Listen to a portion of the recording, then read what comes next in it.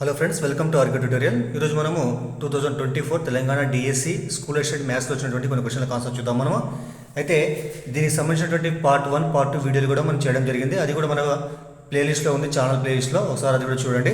సరే, ఇందులో మొదటి క్వశ్చన్ చూద్దాము. ఫస్ట్ క్వశ్చన్ ఏమందంటే, ఒక ఇనుప షీట్ను ఉపయోగించి 7 మీటర్ల వ్యాసం మరియు 5 మీటర్ల పొడవు గల క్రమ వృత్తాకార స్తూపాకారంలో ఒక సొరంగం నిర్మించాలంటే అవసరమైనటువంటి ఇనుప షీట్ యొక్క వైశాల్యం ఎంత అనేది ఇక్కడ చూడండి, గమనించండి. ఇక్కడ మరి ఇనుప షీట్ మనకి ఏ ఆకారం ఉంటుంది? మామూలు మనకి దీర్ఘ చతురస్రాకారం తీసుకుంటాం మనము. సో ఈ విధంగా ఇనుప షీట్ ఉందన్నమాట. దీన్ని చేసిన వాడు సో స్తూపంగా మలిచినట్టు ఈ విధంగా. మరి ఈ ఇనుప షీటు స్తూపంగా మారినట్లయితే ఆ స్తూపం యొక్క మరి మనకి ఇచ్చినటువంటి వ్యాసం ఎంత చెప్పండి. ఇక్కడ వ్యాసం మనకు 7 మీటర్లు కాబట్టి అప్పుడు వ్యాసార్థం ఎంత చెప్పండి? వ్యాసంలో సగం అంటే మనము 7.5 తీసుకుంటాం కాబట్టి 7/2 తీసుకుంటాం మనము. మరి 7/2 మీటర్లు అనమాట. ఇది వ్యాసార్థం అనమాట. అదేవిధంగా మరి పొడవు ఎంత? ఇక్కడ పొడవన్న స్తూపంగా ఎత్తన ఒకటే కాబట్టి హెచ్ కూడా ఎంత? మనకి కూడా 5 మీటర్లు అనమాట. అయితే ఈ ఇనుప షీట్ యొక్క మొత్తము వైశాల్యము ఎంత అంటే చూడండి. ఇక్కడ ఒకసారి ఇక్కడ ఈ ఇనుప షీట్ని మనం స్తూపంగా మలిచినట్లయితే ఏమవుతుంది? అప్పుడు ఈ ఇనుప షీట్ మనకు వృత్తాకారంగా మారుతుంది, ఆ యొక్క స్తూపాకారంలో మారుతుంది. మరి స్తూపాకారంలో మారినప్పుడు ఈ స్తూపం యొక్క ప్రకృతుల వైశాల్యం ఏదైతే ఉంటుందో అది మనకు ఈ ఇనుప షీట్ యొక్క వైశాల్యానికి సమానం కావడం జరుగుతుంది. కాబట్టి అర్థమైంది. ఇక్కడ ఈ షీట్ యొక్క వైశాల్యం అంటే ఏం చేయాలి? మనము సింపుల్గా మనము ఈ యొక్క స్తూపం యొక్క ప్రకృతుల వైశాల్యం కనుక్కుంటే మనం ఇనుప షీట్ యొక్క వైశాల్యం రావడం జరుగుతుంది. కాబట్టి మరి స్తూపం యొక్క ప్రకృతుల వైశాల్యం ఏంది? 2πRh అనమాట. మరి 2 ఇంటూ π అంటే ఎంత? 22/7 తీసుకుంటాము. మరి r అంటే ఎంత? ఇక్కడ 7/2 కాబట్టి 7/2 ఇంటూ h అంటే మనకి ఎంత? 5 కాబట్టి 5 అనమాట. మరి 2 క్యాన్సల్, 7 క్యాన్సల్. ఇక్కడ మనకి ఏముంది? అప్పుడు 22 ఇంటూ 5 కాబట్టి 22 5 ఎంత అయిపోయింది? 110 కాబట్టి 110 మీటర్ స్క్వేర్కి సమానం కావడం జరుగుతుంది. కాబట్టి మనము ఈ స్తూపాన్ని తయారు చేయాలంటే మనకు కావాల్సినటువంటి ఇనుప షీట్ యొక్క వైశాల్యం ఎంతంటే 110 మీటర్ స్క్వేర్కి సమానం కావడము జరిగిందనమాట. తర్వాత రెండో క్వశ్చన్ చూద్దాం. రెండో క్వశ్చన్ ఏముందంటే, x-1 x+2 x³ + 10x² + px + q యొక్క 2 కారణాంకాలు అయితే మరో కారణాంకం ఏమన్నాడు? ఇక్కడ చూడండి. ఇక్కడ ఇచ్చినటువంటిది ఏంటి? ఇక్కడ మనకు ఇది ఒక ఘన బహుపది అనమాట. ఇది ఒక ఘన బహుపది. దీనికి కారణాంకాలు మనకి ఏమున్నాయి? x-1 తర్వాత x+2 అనమాట. మరి మనకు తెలుసు ఒక ఘన బహుపదికి వచ్చిన కారణాంకాలు మొత్తం ఏంటంటే మొత్తం 3 ఉంటాయి. దాన్ని సాధారణంగా ఏమనుకుంటాం మనము? ఆల్ఫా, బీటా, గామా అనుకుంటాము. ఇక్కడ మనకి ఏముంది? ఇక్కడ x-1 ఒక కారణాంకం కాబట్టి మరి x-1 0 అయితే ఇప్పుడు x ఎంత అయిపోయింది? +1కు సమానం అవుతుంది. కాబట్టి మనకి ఎంత? ఇక్కడ ఆల్ఫా = మనకు 1కి సమానం. అదేవిధంగా నెక్స్ట్ కారణాంకం ఏముంది? ఇక్కడ x+2 ఉంది కాబట్టి దాన్ని 0 అనుకుంటే అప్పుడు x ఎంత? మనకు -2 అనమాట. కాబట్టి మరొక కారణాంకం బీటాని మనము -2 అనుకున్నాం. అయితే మనకు మూడో కారణాంకం గామా = కనుక్కున్నాడు ఇక్కడ. అయితే మనకు తెలుసు బహుపదుల యొక్క శూన్యాల మొత్తానికి ఫార్ములా ఏం చెప్పండి? ఘన బహుపది యొక్క శూన్యాల మొత్తానికి ఫార్ములా మనకు తెలుసు, ఆల్రెడీ రాద్దాం మనము. Alpha plus beta plus gamma equal ఎంత అయిపోయింది? -b/a సమానం అవుతుంది. దీన్ని చేస్తే మనము ax² + bx ax³ + bx² + cx + dతో compare చేసుకుంటాం మనము. అప్పుడు దీంట్లో మనకి a అంటే ఎంత ఉంది? ఇక్కడ 1 ఉంది. మరి b అంటే ఎంత ఉంది? ఇక్కడ 2 ఉంది. అదేవిధంగా c అంటే మనకి ఎంత ఉంది? ఇక్కడ p ఉంది. d మనకి ఎంత ఉంది? ఇక్కడ q ఉంది. కాబట్టి మనం ఇక్కడ మనకు కావాల్సింది ఏంటి? ఇక్కడ కేవలం మనకు -b/a కావాలి. కాబట్టి మరి ఆల్ఫా అంటే ఎంత? ఇక్కడ మనకు 1 వచ్చింది కాబట్టి 1 ప్లస్ బీటా అంటే మనకి ఎంత? -2 కాబట్టి -2 వచ్చింది. అదేవిధంగా గామా కనుక్కున్నాలి మనం. మరో కారణాంకం గామా మరి మైనస్ ఇక్కడ b అంటే ఎంత? ఇక్కడ 2 కాబట్టి 2/a అంటే ఎంత? 1 కాబట్టి 2/-2/1 అనమాట. ఇక్కడ చూడండి. ఇక్కడ 1 + -2 కాబట్టి -1 ఉంటుంది. ఇక్కడ -1 ప్లస్ గామా -2 అనమాట. గామా ఏమొస్తుంది? అప్పుడు 1 ఎక్కడ పోతే +1 అవుతుంది. +1 - 2 అనమాట. మరి గామా ఎంతంటే మనకు -1కు సమానం కావడము జరిగింది. కొద్దిగా మిస్టేక్ చేసిన ఇక్కడ చూడండి. ఇక్కడ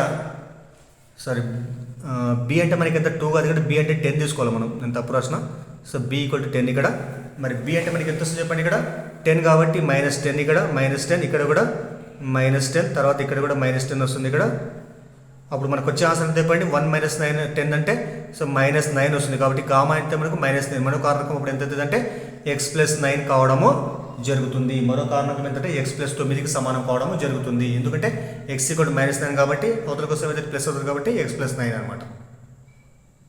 తర్వాత మూడో ప్రాబ్లం చూద్దాం. మూడో ప్రాబ్లం ఏంటంటే, ఒక పెట్టెలో 5 ఎరుపు 4 నలుపు బంతులు ఉన్నాయి. ఒక బంతిని యాదృచ్ఛికంగా ఎంపిక చేస్తే అది ఎరుపు బంతి కాని సంభావ్యత ఎంత అంటే అర్థమైన ఇక్కడ రెడ్ బంతి కారాదనమాట, అది రెడ్ బాల్ కావద్దు అనమాట.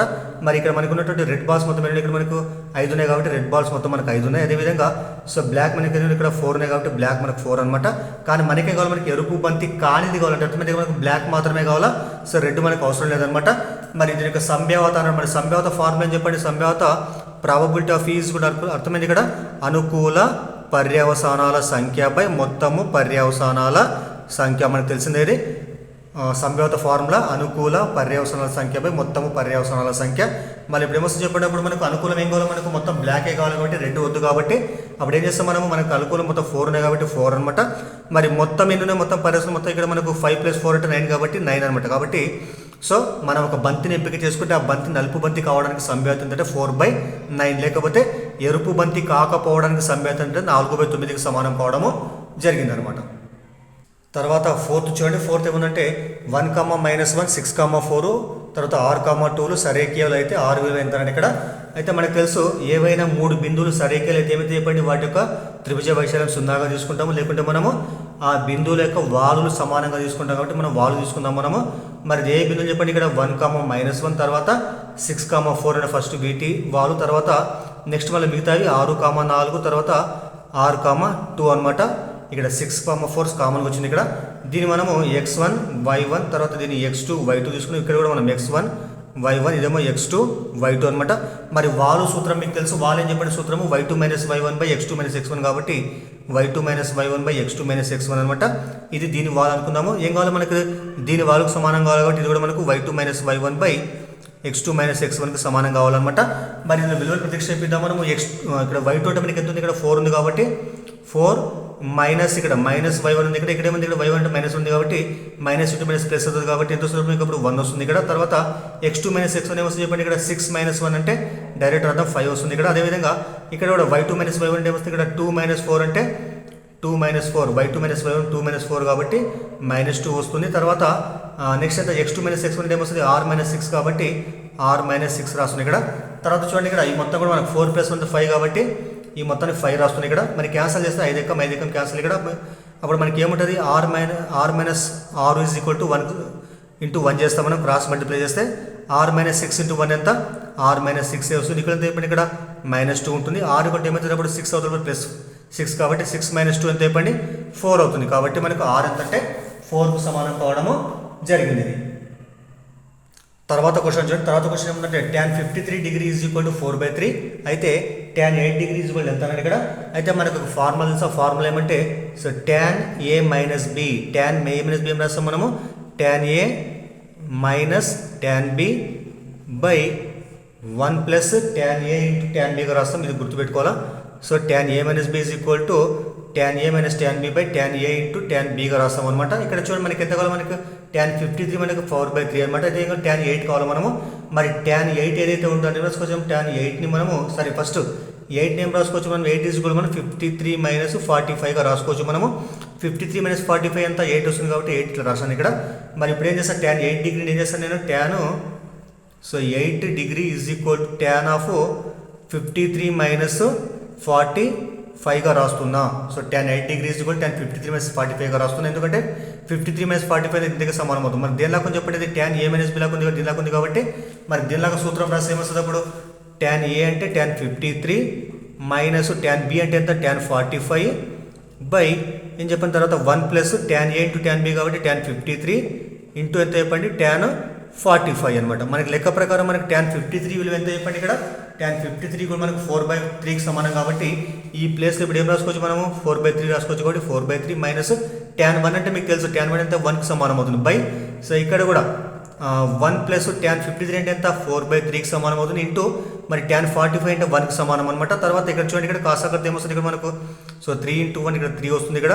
మరి క్రాస్ మల్టిప్లై చేస్తే 1 × 4 4 - 3 ఎక్కడ ఎంత, ఇక్కడ కూడా 1 సంథింగ్ అదే కాబట్టి 3 × 1 సో 3 + 4/3. నెక్స్ట్ ఇక్కడ చూడండి 3 క్యాన్సిల్ అయిపోతుంది. అప్పుడు మనకి ఏముంటుంది ఇక్కడ 4 - 3 అంటే 1 వస్తుంది. 3 + 4 అంటే ఇక్కడ 7 అనమాట. కాబట్టి tan 8° మనకి ఎంతకు సమానం అంటే మొత్తం మనకు 1/7కు సమానం కావడము జరిగింది.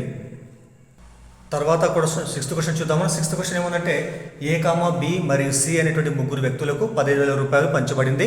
అందులో ఏకు వచ్చిన మొత్తానికి రెట్టింపు బికు వచ్చిన మొత్తానికి రెట్టింపు కంటే 300 రూపాయలు ఎక్కువగా సికు వచ్చింది.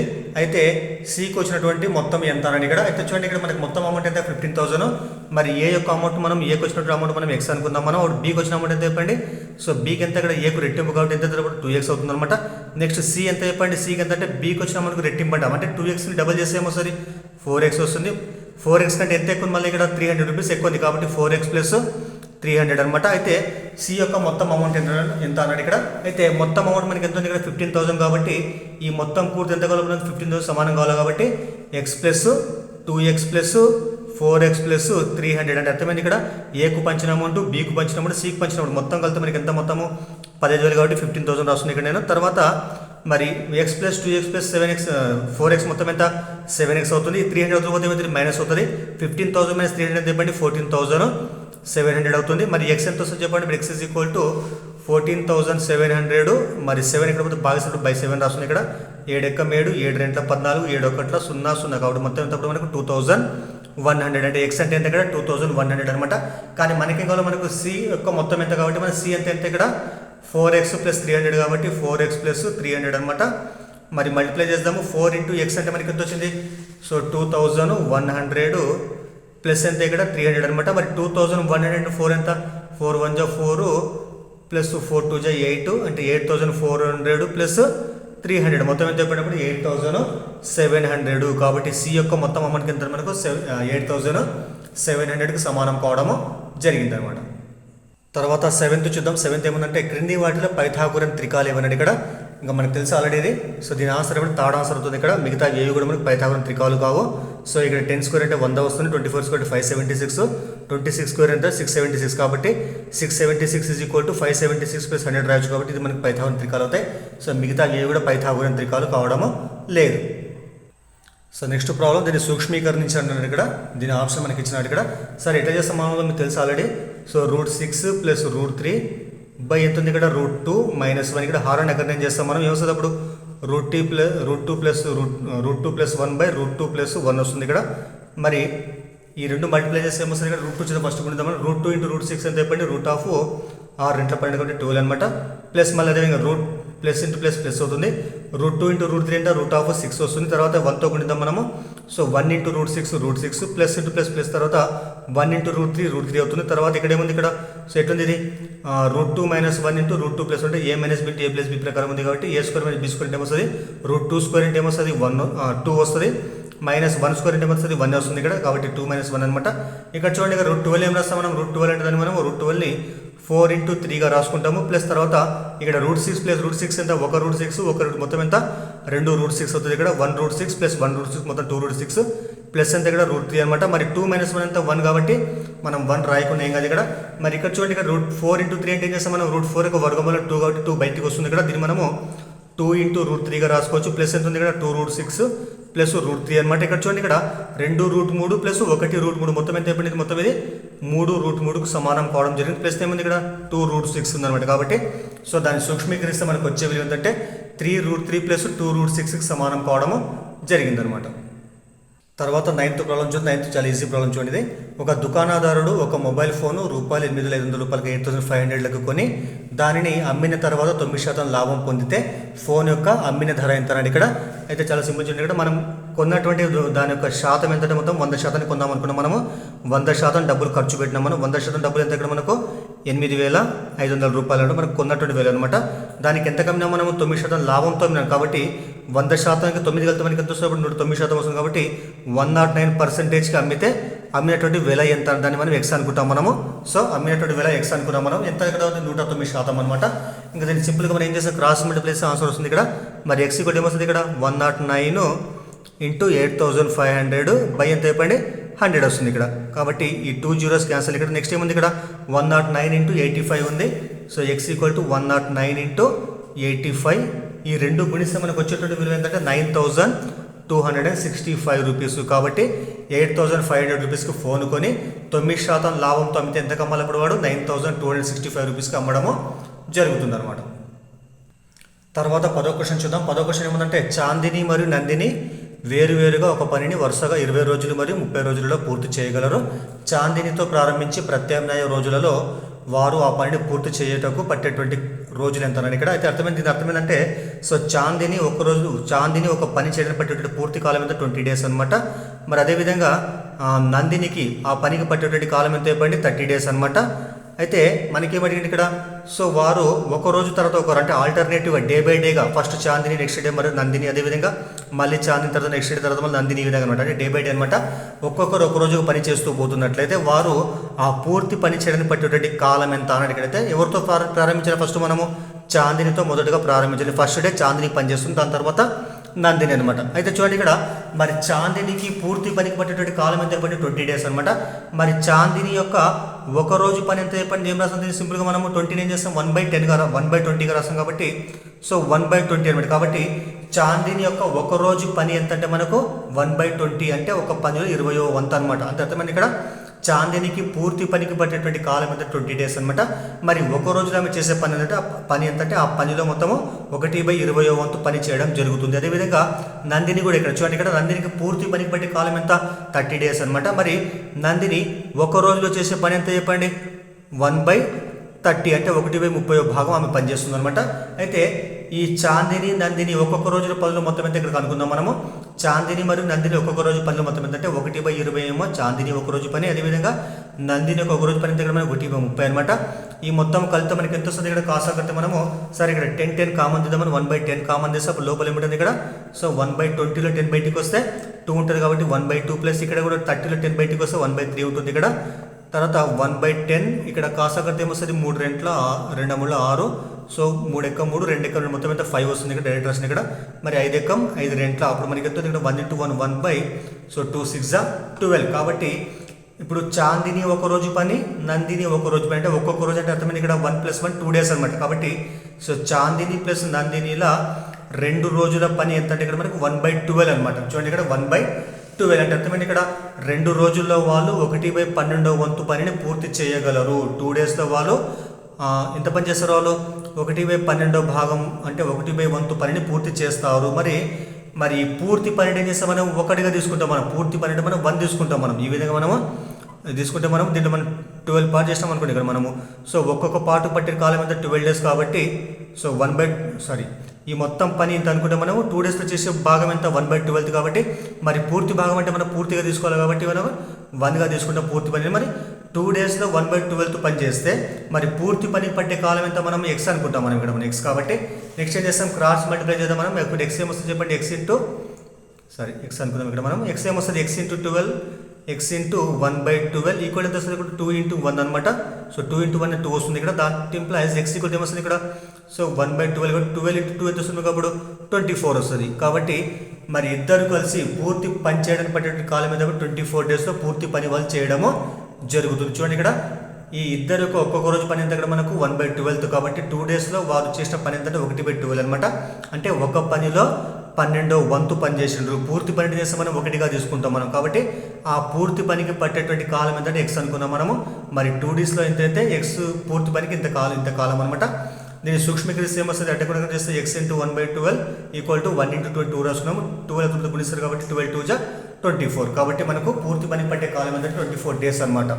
సో దయచేసి మీకు వీడియో కూడా ఉపయోగపడితే లైక్ చేయండి, అదేవిధంగా ఛానల్ సబ్స్క్రైబ్ చేయండి, అదేవిధంగా వీడియోని మీ ఫ్రెండ్స్కు ఫ్యామిలీ మెంబర్స్ కూడా షేర్ చేయండి. మిగతా క్వశ్చన్లు ఏవైతే వాటికి మనకు ఆన్సర్లు మిగతా వీడియోలో చెప్పుకుందాం మనం. Thank you.